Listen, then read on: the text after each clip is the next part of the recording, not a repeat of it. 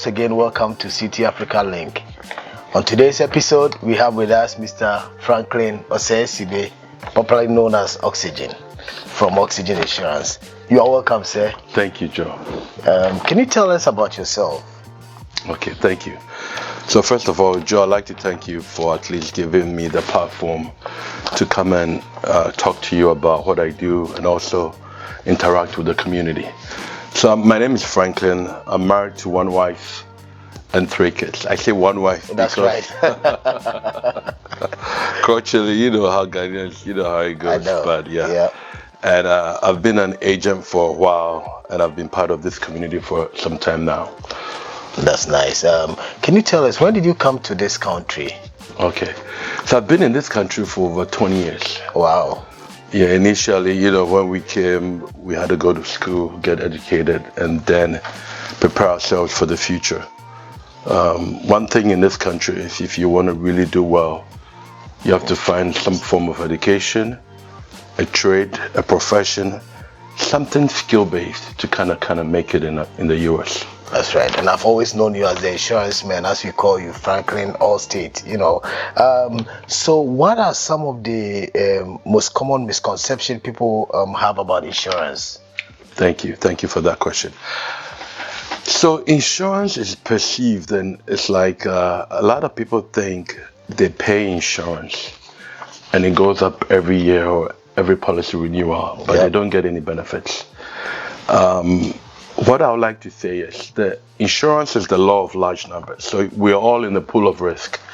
So whatever anybody does in terms of a claim can impact the price. Okay. Because sometimes a lot of people say, oh, but I've been a good driver for a while and I've never had any claim. Why is my premium going up? So we're all in the pool of risk.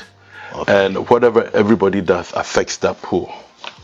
So I think the biggest misconception I get asked a lot is, why are my rates going up if I'm a good driver? Yes, and sometimes my insurance is very expensive, and me myself, it has happened to me before. I was like thinking of not even paying my insurance. Sure. But the consequences of that.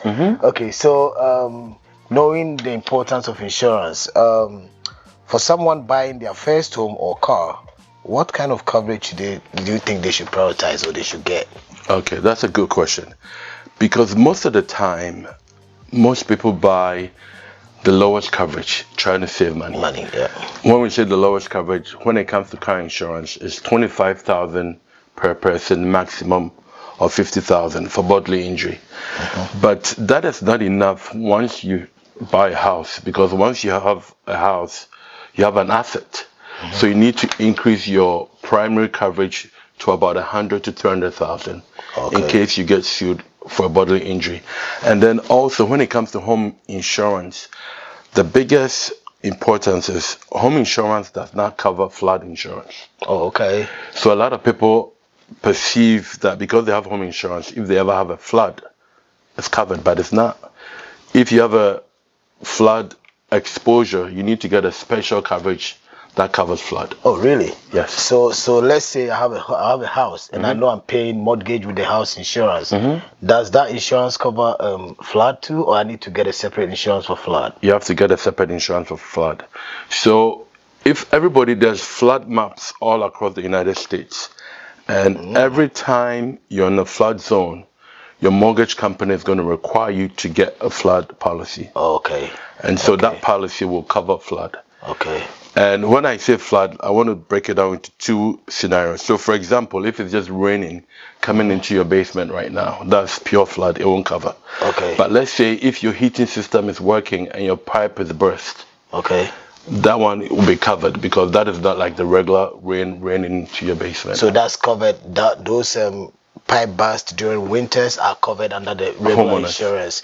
So from what I understand is it's up to the mortgage companies to determine if you need to get a flood insurance or not. Exactly. Then I think that's and once again, what let's say if somebody comes from Ghana or elsewhere and the person is new to this country, what advice will you give to this person in terms of insurance? Because most of the times we go search for insurance and we end up getting the one with the high rate, So what are some of the advices that you can give to people who are new to the country, especially those people from Africa?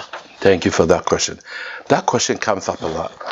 And in terms of our community, if you come to this country and you have a driver's license and you apply for insurance, most people say, oh, the premium is high, so I'm just going to go on somebody else's policy.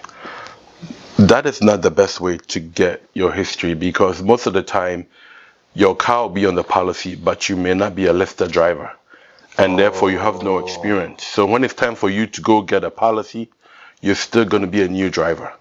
And it makes the rate goes high. The rate will go high. Okay. So, I mean, the best way is to be listed as a driver for you to start getting coverage, so that when you get your car and you get ready to get insurance, it's cheaper. It's cheaper, so they're already considered as an old or veteran driver. Exactly. Okay, all right. Exactly. All right. So what are some of the biggest mistake you see clients make when choosing insurance policies or plans? Okay, in insurance, the biggest thing is the insurance company rewards you for loyalty. So if you every 6 months you keep hopping from insurance company to insurance company, your rates are not going to be very cheap. Oh, okay. That's number one. Number two, make sure that everybody that is driving your car is listed on your policy. Because if they're not listed, and God forbid there's a claim, it may be denied. Okay. If they're not given coverage. All right. So the biggest thing is hopping from one company to the next is not always the greatest. Not advisable. And also, people ask me, okay, my car is very old, why should I get full coverage? Or when people say, in insurance, we try not to say full coverage.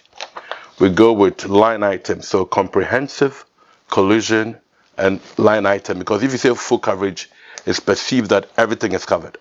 Oh, okay. So what we try to do is, if the car is maybe 10, 15 years, and the book value is not that high, you can go with liability. And in the middle of your policy, you can endorse your policy to add better coverage too. All right.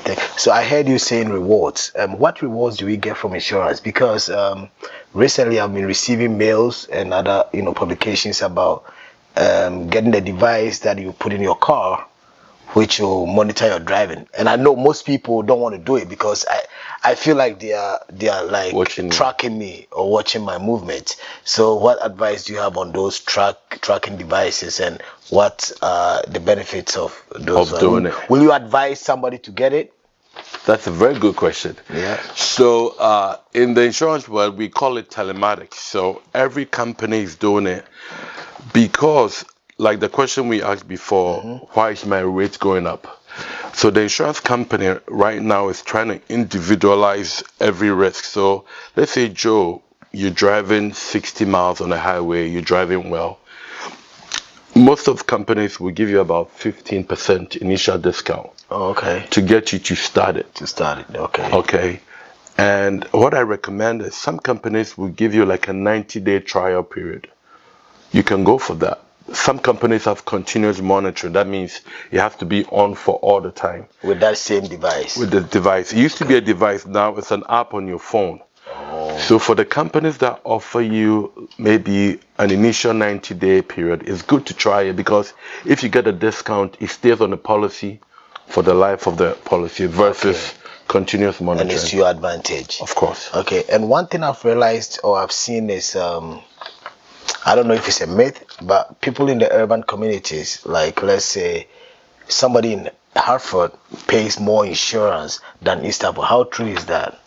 Yes, it's territory based, and most of those urban places there's more accidents. Oh, okay. So if there's more accidents, the insurance company also has to make sure that they have enough cost savings or money reserved so that if there's a claim, they can cover it.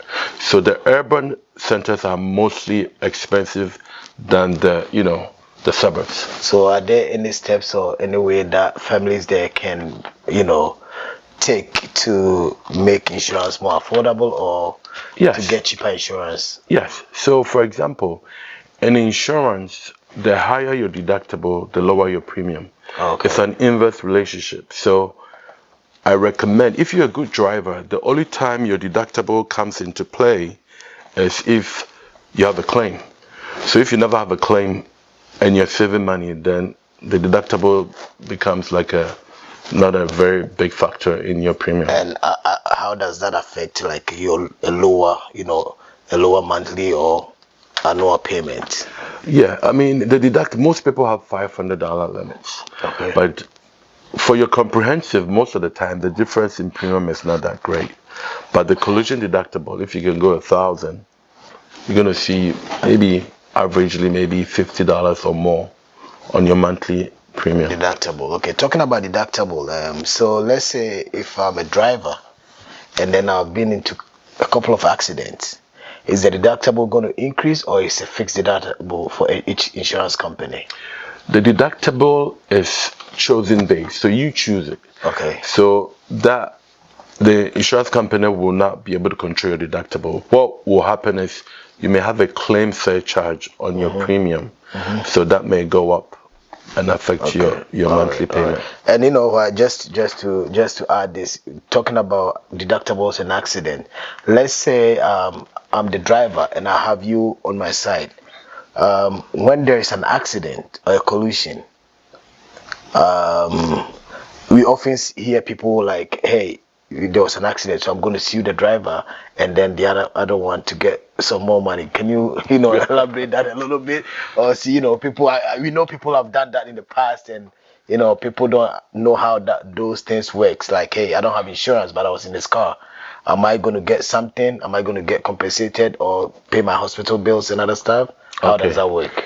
That's very important because in insurance, there are different levels of coverages. Anytime somebody wants to sue somebody, it's because of bodily injury. And the bodily injury is based on the coverage of the person you're suing. Okay. Because if they don't have insurance, you can sue your own policy, but it's also going to be the limit you have. So there's something called medical payments. Most people don't have it. That initially goes towards your emergency room bills, but you have to have that on your policy. Okay. For bodily injury, you can sue up to the policy limit. So for example, if it's 25,000 per person, maximum of 50, you can sue between that range. Most people go see a lawyer, and then when you go see a lawyer, the lawyer has a cut in it.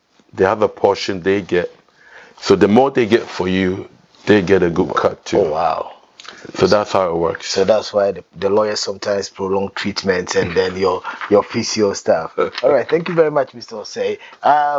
One more question about insurance. So let's go to businesses and then young professionals. Let's say I set up a business. What is the best insurance for me? Beautiful. That's a good question. So I work in personal lines and in commercial lines, and I've got multiple markets for different companies and different risks. So my main role is, apart from being an insurance agent, I consider myself a risk analyst. Okay. So depending on your business, I'll tell you to get, for example, general liability. General liability protects you for lawsuits for your business operations. Okay. And then there is workers' compensation, protecting your employees if they get injured. Then there is cyber coverage, yep. Professional liability due to your professional negligence. So there's a lot of different coverages depending on what you do. And when you come to me, we can discuss and I can recommend the right coverage for you. So right now, you cannot tell us a specific insurance that is good or, by choice, which of the companies is good for a young professional or a new business. Some of the business, they don't make much money. So you can see most of them don't even have insurance. So based on your experience, which company or what insurance do you want any upcoming or any new business person to do? That's a good question. Most of the companies that I represent are good companies. It becomes a matter of coverage. So for me, I look at your risk, shop around and say, hey, based on your risk, based on your budget, let's go with this company. Okay. And then, for example, most people get general liability if it's an initial consulting-based business. But I also recommend professional liability for somebody like an IT person, just in case you make a mistake on somebody's work. Okay. for somebody like me, an insurance agent, real estate agent, there's professional liability, also called errors and omissions. Okay. Just in case you make a mistake. So Yes. it depends on your risk, Yes. but Yes. I'm able to shop around and give you the right coverage. And that covers data loss and every Exactly. Okay, things like that. Temper. You are a man of many businesses. I also know that you do insurance on the real estate on the side. Can you tell us a little bit about real estate, and then what is the current housing market for first-time buyers? Okay, so the current interest rate is still ranging between 5 to 7%. Wow. Based on your credit. So it's Wow. credit based. The market is still, some people are still partaking. So it depends on your timeline. But I recommend, instead of renting, paying like $1,500 to $1,700 for rent, if you can buy a house, it's still a good long-term investment. The market is still supply and demand. In Connecticut, some people are still waiting, playing the interest rate wait game to see what's going to happen and before they make a move. But it's like an equilibrium. Both don't stay the same. I mean, interest rate can come down and the prices go up. So it depends on which one you're comfortable with. I know. And with your experience, do you think the interest rate is going to go down or is going to go up? What? Just tell me with your experience, the little that you've seen so far. Based on the Federal Reserve, due to inflation, I think they're keeping it stagnant for now. But in the long term, I think it will go up. It will go down once inflation goes down a little bit. Okay. And talking about renters buying their own home if they are paying too much insurance and too much rent, as you stated. Most people don't know their way around buying houses. So, for instance, I'll take myself as an example. If I'm a new home buyer and I don't have the initial down payment, are there programs? Is there any way you can help me to purchase a home? Beautiful. So that would be a perfect question for a mortgage broker. Okay. Because I'm a realtor, I work with a lot of different mortgage brokers. Okay. So the biggest thing is, before you buy a house, just make sure you're building your credit. Okay. And once you build it, there are different programs for down payment assistance and other incentives to help you buy. Okay. So what other factors should buyers pay attention to besides location and the price of their houses? What are some of the factors they should pay attention to? Their family needs. So okay. Depends on your family size. So let's say you're a family of 4 or 5 and you're looking at expanding in the future, then you want to make sure you have enough rooms so that you can grow into it. Okay. Because sometimes if you don't have the enough size, then you buy a smaller house. After 2-3 years, then you want to expand again, and then you have to go through the process. Okay, so are there any red flags? What are some of the red flags that people should, look when they are getting, they are buying homes? Yeah. Well, I say look for a licensed agent. Okay. And make sure your mortgage broker is also licensed. And if preferably, if you can get a fixed rate mortgage, I recommend that, because the adjustable rate, you have to talk to a mortgage broker that can give you the best interest rate for the best loan program. Okay, so being let's go technology wise, people can always come see you in your office and talk to you, but what about people who are far away? How are they able to get connected to you, either through the internet? What are some of the websites they should visit, your company's website or other websites that you recommend? So to get in touch with me, you can call us at 860-580-6226, or you can go to oxygeninsuranceenagency.com. You can find us there. Okay. We're also available on Facebook, Instagram, LinkedIn, and all the major platforms. Okay. So looking in the future, between now and 5 years to the next 10 years, what do you think is going to change in real estate and insurance? Okay. So I'll start with insurance. So in the insurance market, I used to be an exclusive agent and I went independent. The customer is going to demand 2 things. They're going to demand choice and affordability. So they're going to look for one agent who can shop multiple markets, who can give them good insurance coverage advice, okay, and also who can advise them, versus them sitting at home trying to call 4 or 5 companies. They can give you one information, you shop multiple markets, and then you call them back.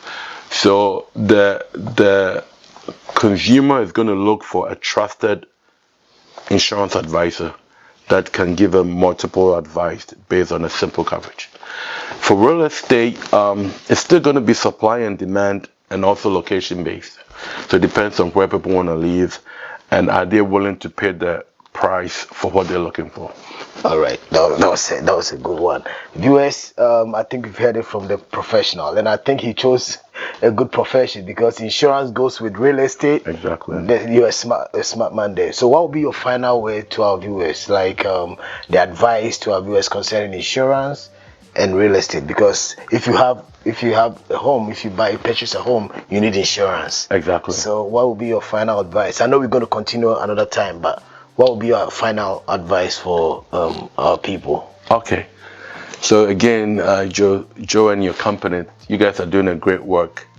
Thank you for giving me the platform, and I wish you guys the best in whatever you're doing. And I think you're in the right direction and you're doing good. Thank you. So my final comments would be: anybody looking for insurance, just try and find a licensed agent and try to buy coverage that you need and that is affordable. Look for an agent that you trust to help you in that vein. When it comes to real estate, market is going to keep doing what it does. It's market based, so it's going to depend on the consumer, supply and demand. And but it looks like most people want to own because they think it's a good investment. Versus it's better to own because, example, let's say you're paying rent for 10 years versus you own a house for 10 years. There's no investment, and the house will be an asset when you get ready to sell it. So when you own the house, it's like an investment. Exactly. But when you rent, you are paying free money to somebody. All right. Thank you very much for coming to us today. And viewers, as he said, he is not for only one company. He has multiple companies that he works for. So if you need insurance, if you need advice on insurance, even though if you're not going to be purchasing from him, you need advice, you can call him. You need advice on real estate, you can call him. So once again, Mr. Osesibe, thank you very much. Can you once again give us your contact information so that viewers on CT Africa Link will get in contact with you? Okay, thank you, Joe, for the platform. So my contact again is my website is oxygeninsuranceagency.com. Phone number is 860-580-6226, and I'm available at Instagram, Facebook, and LinkedIn. You can reach us on those media platforms. So what is your Instagram handle? Franklin Osei. Franklin Osei. Okay, and we are CT African Link. You can also find us on YouTube, Facebook, and Instagram. Thank you once again for coming. Thank you very much for giving me the platform. Thank you. I wish you the best too. All right. Thank